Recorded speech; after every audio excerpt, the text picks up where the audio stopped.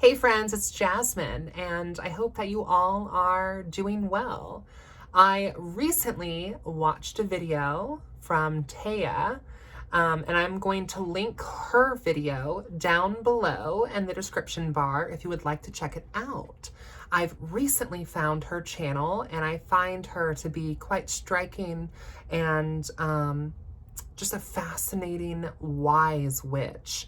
So I would encourage you all to go check out her channel. I'm going to link the video that I watched down below in the description.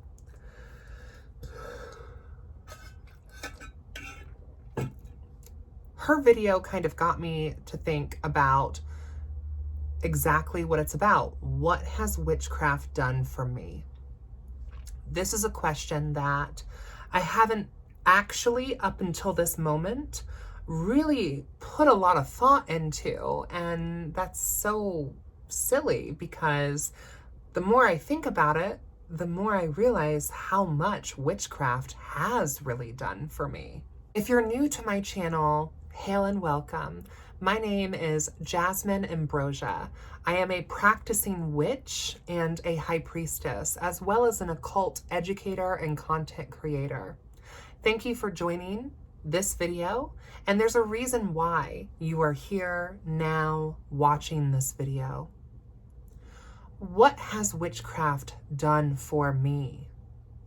What has witchcraft done for you? I think that's a very powerful question for us to really take a moment to really contemplate the answer. I have been a practicing witch for about a decade. Not as long as some, but long enough to have a little bit of wisdom, if you will. And my life and my experience and my path in the craft has been filled with trials and tribulations. And the more I think about what witchcraft has done for me, the more I feel myself feeling humbled. When I first got into witchcraft and when I first really started seriously being interested in the craft, I think I was about 12 or 13. And that would be when I started to really actualize what the craft was. And for those of you who have followed me and my channel for a while, you will know that I come from a very spiritual background. I come from a very folk practice background. Some of these people in my family may not call themselves witches, but what they do is inherently witchy. Growing up, I wish that I had more representation of witches in the craft.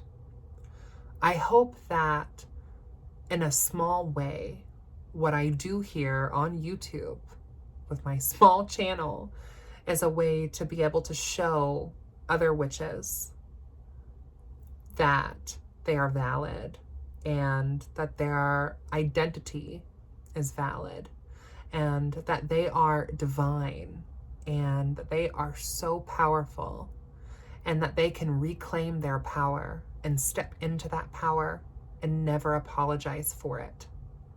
Growing up, I very much had a mixed bag. I come from a wonderfully supportive, progressive family.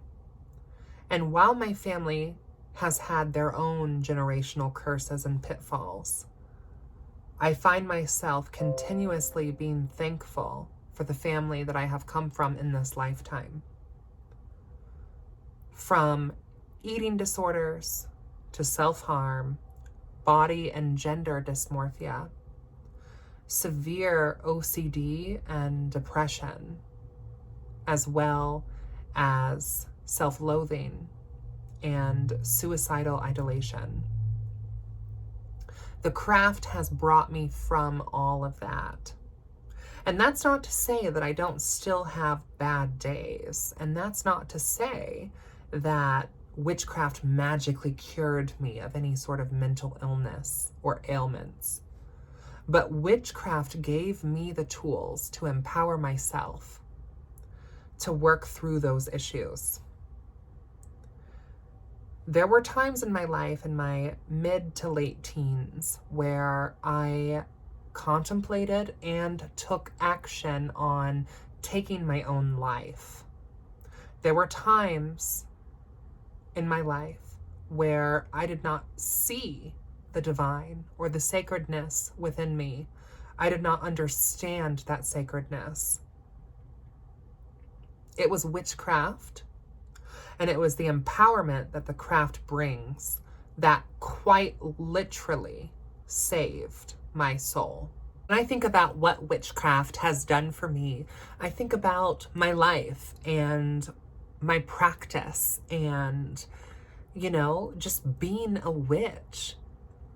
I very much believe that witches are born, meaning that you're a witch because you're born a witch. You are born with arcane wisdom in our blood, But I also believe that witches choose this path, and it's a bit of a mixed bag. And for me, I believe I was born magic. I was born a witch, but I also chose to start practicing witchcraft. I also chose to go down the path of the witch.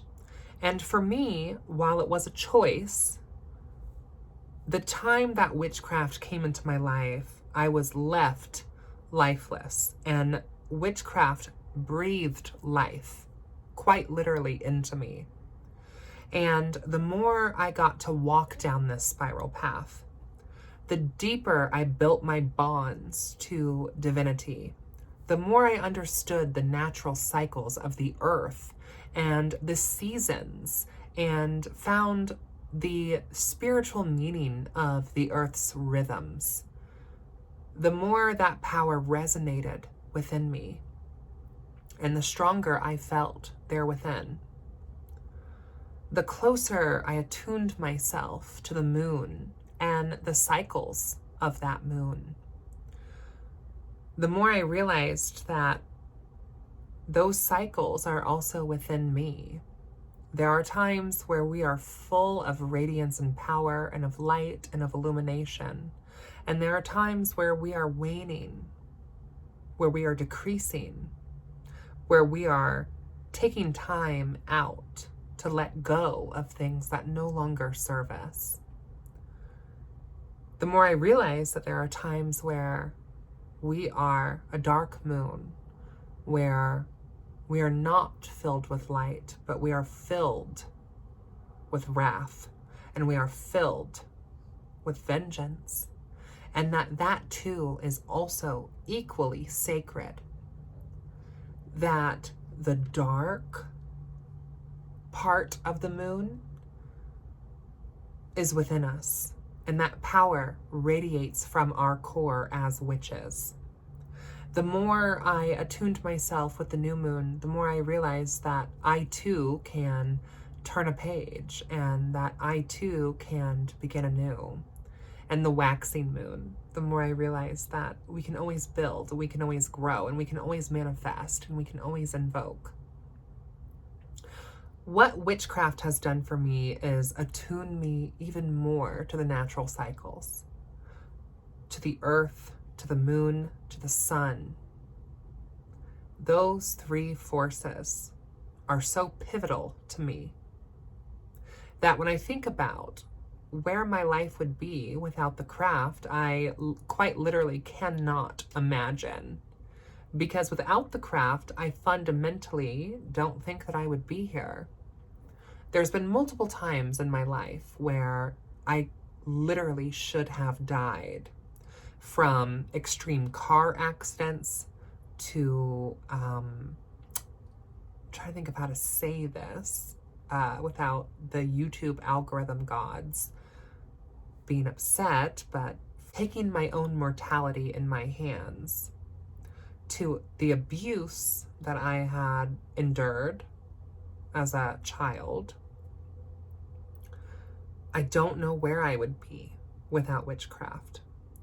And some people might find me to be a little bit theatrical or dramatic when I'm talking about my experience and my dedication to the craft.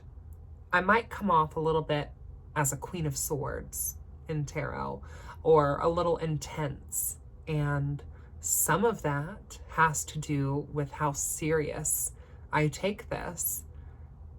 Because if it wasn't for the craft, like I said earlier, I fundamentally would not be here.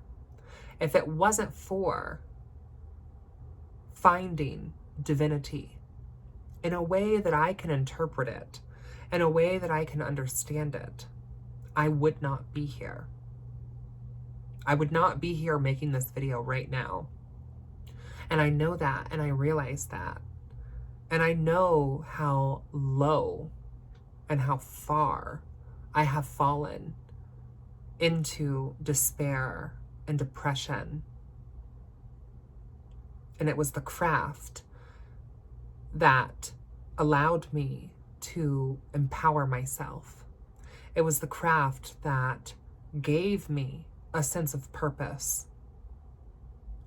And at first, I didn't even believe that I was magic or that I was even remotely sacred at all. I found the very idea of that to be completely ridiculous, and I could not imagine at that time where my life is now.